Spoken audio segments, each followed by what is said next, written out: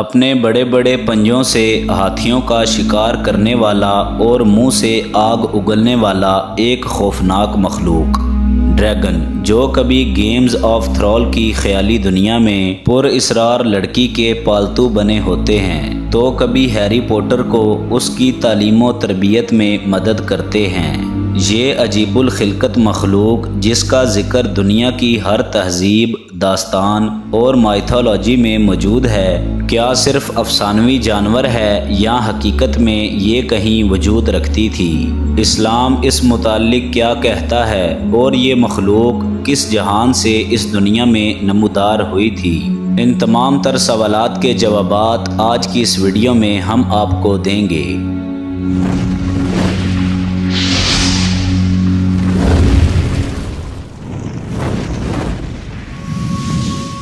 بسم اللہ الرحمن الرحیم۔ السلام علیکم ورحمۃ اللہ وبرکاتہ۔ پیارے دوستو، دنیا کی الگ الگ تہذیبوں اور علاقوں میں مختلف قسموں کے افسانوی مخلوق کے قصے ملتے ہیں، ایسے مافوق الفطری جاندار جو تاریخ میں سچ میں وجود رکھتے تھے لیکن آج یہ ہمارے بیچ موجود نہیں ہیں یا پھر ہم انہیں نہیں جانتے۔ ایسے ہی پر اسرار اور عجیب و غریب مخلوق میں ایک جاندار ڈریگن ہے۔ پیارے دوستو، ڈریگن یونانی لفظ سے نکلا ہے۔ یونانی زبان میں اس کے معنی تیز نظر والا، جیسا کہ ڈریگن بالکل تیز اور غضبناک آنکھیں رکھتا ہے، جبکہ لاطینی زبان میں یہ لفظ ڈریکو بن جاتا ہے، جس کے معنی ہیں ایک بہت بڑا اور قد آور اژدہا۔ پیارے دوستو، ڈریگن ایک قد آور جاندار ہے جس کے پاس بڑے بڑے 4 پیر اور 2 پر ہوتے ہیں، جن کی وجہ سے یہ ہوا میں اڑا کرتے تھے اور اپنے منہ سے آگ اگلتے تھے۔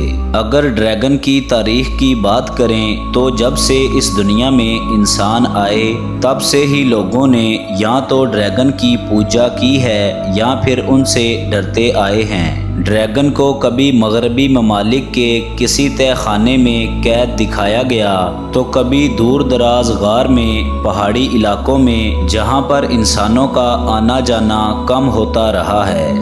پیارے دوستو، مورخین کے مطابق تاریخ میں سب سے پہلے آج سے 4000 سال قبل میسوپوٹامیہ تہذیب میں ایک اژدہے جیسی مخلوق کا ذکر ملتا ہے جسے موسوشو کہا جاتا تھا۔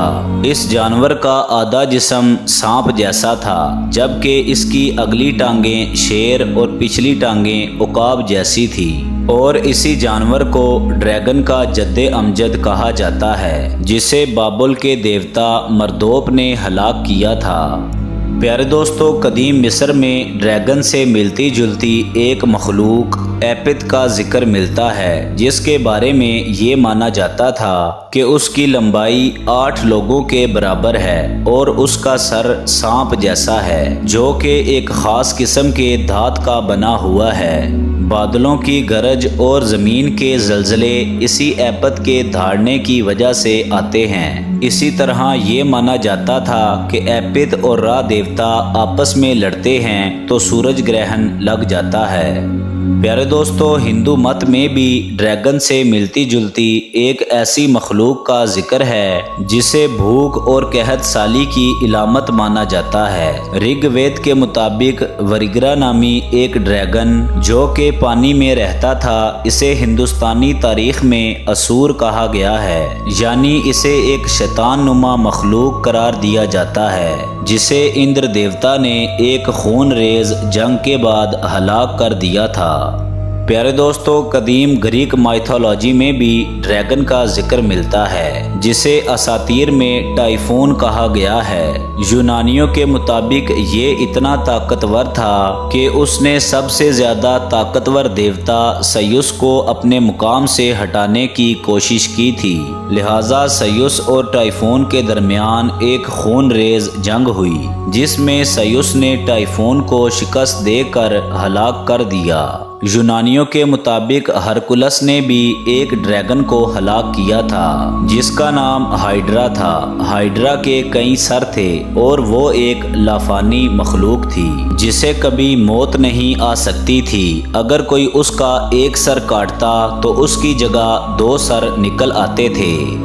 پیارے دوستو، جہاں دنیا کی ہر تہذیب اور داستان میں ڈریگن کو ایک برے اور خوفناک جاندار کی شکل میں دکھایا گیا ہے، وہیں چین دنیا کی ایک ایسی واحد تہذیب ہے جہاں پر ڈریگن کو ایک مقدس ہستی تصور کیا جاتا ہے۔ ڈریگن کو چائنا کی تاریخ میں ایک اہم حیثیت حاصل ہے، جن کا تذکرہ چین کی لوک کہانیوں میں عام ہے، جس میں سب سے زیادہ مشہور کہانی 9 سنز آف ڈریگن کی ہے۔ چین میں ڈریگن کو لون کہا جاتا ہے، جن کا ٹھکانہ چائنا کے دریاؤں اور چشموں کو مانا جاتا ہے۔ چینی لوگوں کا عقیدہ تھا کہ ڈریگن مقدس مخلوق ہوتی ہے اور ان کو خوش کرنے پر اچھی بارش ہوتی ہے۔ 6 صدی عیسوی میں بارش کے لیے کی جانے والی عبادات اور دعا میں ڈریگن ایک اہم کردار ہوا کرتا تھا۔ اس کے علاوہ چینی لوگوں کا یہ ماننا تھا کہ اگر ڈریگن سپنے میں آتے ہیں تو یہ اچھی قسمت کی علامت ہوتی ہے۔ پیارے دوستو، جہاں دنیا کی مختلف لوک کہانیوں اور افسانوں میں ان ڈریگنز کا ذکر ملتا ہے، وہیں مقدس کلام اور صحیفوں میں بھی ڈریگن کا ذکر ہے۔ اگر بائبل کا مطالعہ کریں تو ایوب کی کتاب چیپٹر 41 میں لیویانت کے نام سے ایک مخلوق کا ذکر ملتا ہے۔ بائبل میں جو تفصیل لیویانت کے بارے میں لکھی گئی ہے وہ تقریباً ایک ڈریگن جیسی ہے۔ پیارے دوستو، ایشیائی ڈریگن کے برعکس مغربی دنیا اور عیسائی علاقوں میں ڈریگن کو شیطان، گناہ اور دجل سے تشبیہ دی جاتی تھی۔ اس لیے عیسائیت میں ایسے قصے بھی موجود ہیں جہاں ڈریگن کو کسی علاقے کے لوگوں پر مظالم ڈھاتے ہوئے دکھایا گیا ہے، اور لوگوں کی مدد کے لیے اکثر ان کے مذہبی بزرگ اس علاقے میں ڈریگن کا صفایا کرتے تھے۔ اسی طرح کا ایک مشہور قصہ سینٹ جارج اینڈ ڈریگن کے نام سے مشہور ہے، جس میں جارج کا ایک بستی سے گزر ہوتا ہے جہاں پر ایک ڈریگن لوگوں کو پریشان کیا کرتا تھا اور ان سے انسانی قربانی مانگتا تھا۔ اس قصے کے مطابق جب جارج کو اس بات کا پتہ چلتا ہے تو وہ اس ڈریگن سے مقابلہ کرتا ہے اور اسے مار دیتا ہے اور وہاں کے لوگوں کو ڈریگن کے ظلم سے آزاد کر دیتا ہے۔ اس بستی کے لوگ جارج کی بہادری سے اس قدر متاثر ہوتے ہیں کہ پوری بستی عیسائیت قبول کر لیتی ہے۔ پیارے دوستو، قدیم یورپ میں ڈریگن کو ایک لالچی مخلوق بتایا گیا ہے جو کہ چھپے ہوئے خزانے کے پاس رہتا ہے اور ہر اس انسان کی جان لے لیتا ہے جو اس خزانے کی تلاش کرتا ہے۔ 1 صدی عیسوی میں اپولینس نے ہندوستان آ کر ہمالیہ کا سفر کیا تھا۔ اپولینس نے لکھا ہے کہ ہمالیہ میں بہت سارے ڈریگنز رہتے ہیں جو نہایت ہی بڑے اور عظیم ہوتے ہیں۔ لگ بھگ ایک پہاڑی پر ایک ڈریگن رہتا ہے۔ وہاں کے مقامی باشندوں سے ملنے کے بعد انہیں ڈریگن کے متعلق بہت سی قصے کہانیاں جاننے کو ملی۔ انہوں نے بتایا کہ ڈریگن کی کھوپڑی کے اوپر ایک ہیرا نما پتھر ہوتا ہے جس میں جادوئی قوت ہوتی ہے، اس لیے وہاں کے لوگ ڈریگن کا شکار کرنے کی کوشش کیا کرتے تھے۔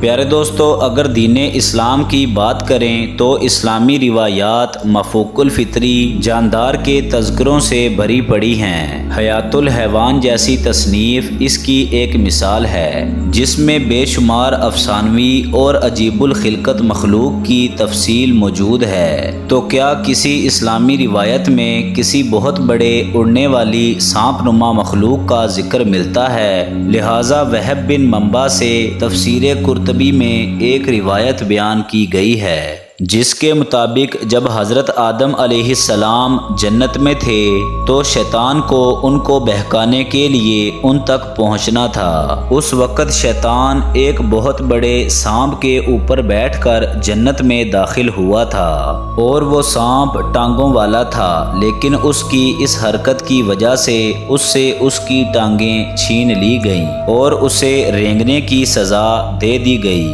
چنانچہ اس سے یہ بات واضح ہے کہ ڈریگن نامی یہ عجیب الخلقت مخلوق انسانوں کی پیدائش سے پہلے ہی اس دنیا میں موجود تھی۔ پیارے دوستو، دنیا کی تاریخ میں ڈائناسورز اور ٹائرانوسورز جو اڑ سکتے تھے، اس بات کا ثبوت ہے کہ ڈریگنز ناممکن مخلوق نہیں ہیں۔